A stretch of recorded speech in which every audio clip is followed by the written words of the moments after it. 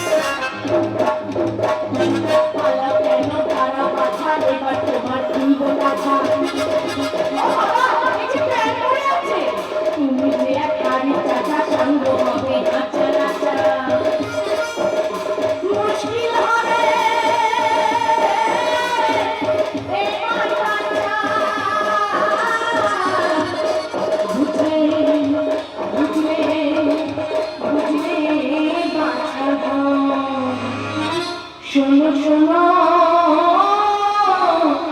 ওহে বাবা জীবন।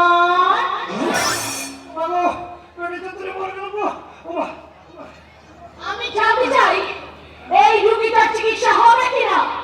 হবে। আপনি যখন বলেছেন নিশ্চয়ই হবে। এ ভাই, তুমি যাও, ভেতরে যাও। যাচ্ছি ডাক্তারবাবু, যাচ্ছি। দিদিমণি, আপনি যেমন উপরে লাগাতে দিদিমণি তেমনি পর্যটন সিংহেনে প্রণাম আপনাকে। তার আগে বলতো ভাই, তোমার এই পেটে ব্যথার আসল কারণটা কি? যদি সত্যি তুমি আমাকে সম্মান করে থাকো তাহলে বলো, দিনে কতটা করে মদ খাও? কি হলো, চুপ করে আছো কেন? বলো। এখন আর খাই না দিদিমণি, এখন আর খাই না।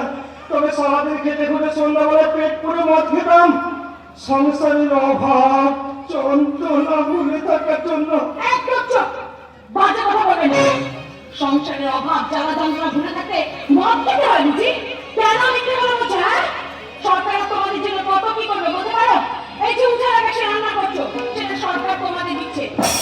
কৃষক বন্ধ করে বছরে 2 টাকা অনুদান দিচ্ছে। বিনা পয়সায় রেশন পাচ্ছ, গরিবদের থাকার জন্য পাল্লা ঘরের ব্যবস্থা করছে। সরকার তোমাদের জন্য কত করবে বলতে পারো? আর তোমরা কি করছো?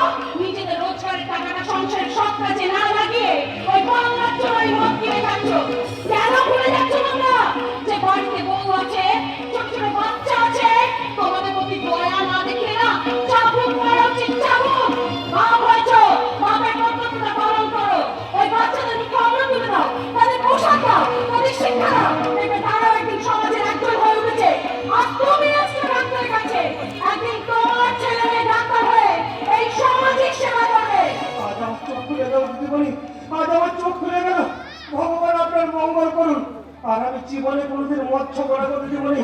এই আমি আপনার কাছে প্রতিজ্ঞা করে গেলাম গো দিদি, এই আমি আপনার কাছে প্রতিজ্ঞা করে গেলাম, আপনার কাছে